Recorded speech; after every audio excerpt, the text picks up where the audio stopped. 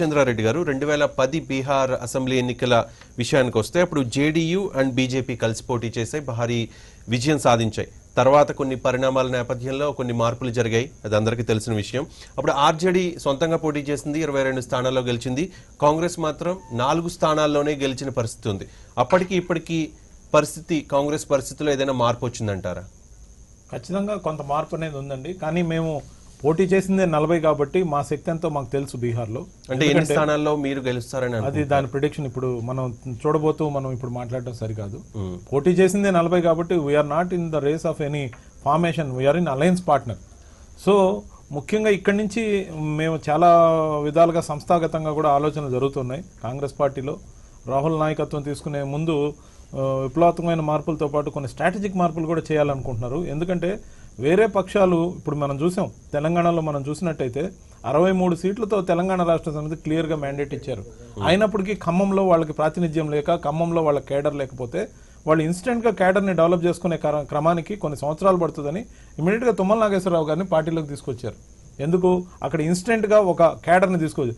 ఇలాంటి స్ట్రాటజీలు కూడా మేము ముందు రోజుల్లో అమలు చేసే అవకాశాలు ఉంటాయి. ఎందుకంటే కాంగ్రెస్ పార్టీ ఐడియాలజీని నమ్ముకున్న వాళ్ళతో పాటు భావసారూప్యం కలిగిన ఐడియాలజీలను కూడా మేము కలుపుకొని మా పార్టీ జెండా కింద పోటీ చేయించకపోతే మేము మినిమైజ్ అయిపోతున్నాం అన్న ఆలోచన పార్టీ హెడ్ క్వార్టర్స్లో కూడా ఉంది, పార్టీ అధిష్టానంలో కూడా ఉంది.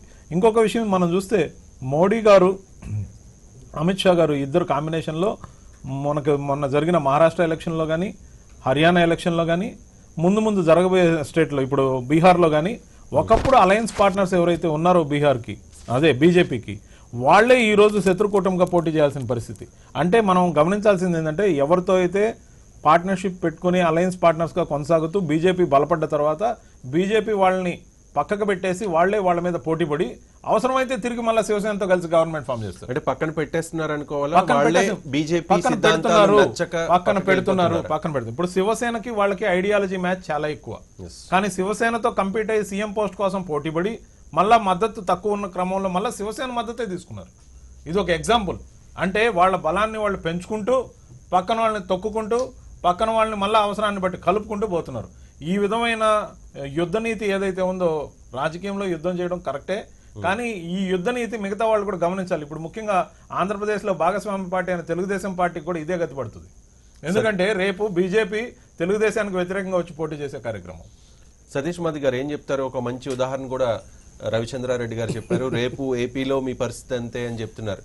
ఏపీలోనే కాదు, తెలంగాణలో కూడా ఎక్కడైనా కానీ అలయన్స్ పార్ట్నర్లే ముందు ఎదురిస్తారు. వాళ్ళు అలయన్స్ పార్ట్నర్తో కలిసి ఉన్నంత కాలం కలిసి ఉంటారు. బలపడ్డ క్రమంలో వాళ్ళనే విమర్శించి వాళ్ళ మీదే పోటీ చేసి మళ్ళీ బలపడలేకపోతే తిరిగి వాళ్ళ మద్దతుతోనే ముఖ్యమంత్రి సతీష్ మాది గారు ఇప్పుడు ఆంధ్రప్రదేశ్ లో చూసుకుంటే అలాంటి పరిస్థితి కనిపిస్తూ ఉంది. ఒక పక్క మిత్రపక్షాలు అయినప్పటికీ కూడా అటు క్యాబినెట్ లో, స్టేట్ క్యాబినెట్ లో, సెంట్రల్ క్యాబినెట్ లో ప్రాతినిధ్యం వహిస్తున్నప్పటికీ కూడా కొంచెం గ్యాప్ అయితే పెరిగింది బీజేపీకి అండ్ టీడీపీకి.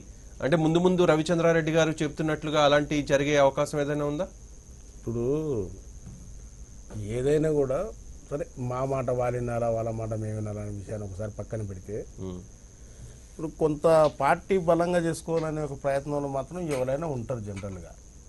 దాంట్లో బీజేపీ ఉండొచ్చు. ఇంకా మేమైతే ఆల్రెడీ ఇక్కడ అధికారంలో ఉన్న వాళ్ళం. మా పార్టీ చాలా కింది స్థాయిలో బడుగు బలైన వర్గాల్లో చాలా బలంగా ఉన్న పార్టీ.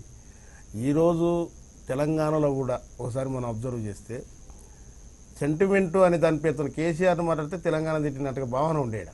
అటువంటి పరిస్థితుల నుంచి ప్రజలు ఇప్పుడిప్పుడే తేరుకుంటున్నారు. అట్లనే ఇప్పుడు రాజకీయాలు శాశ్వతమైన మిత్రులు ఉండరు, శాశ్వతమైన శత్రువులు ఉండరు. బలం పెరిగే అయితే వాస్తవానికి అయితే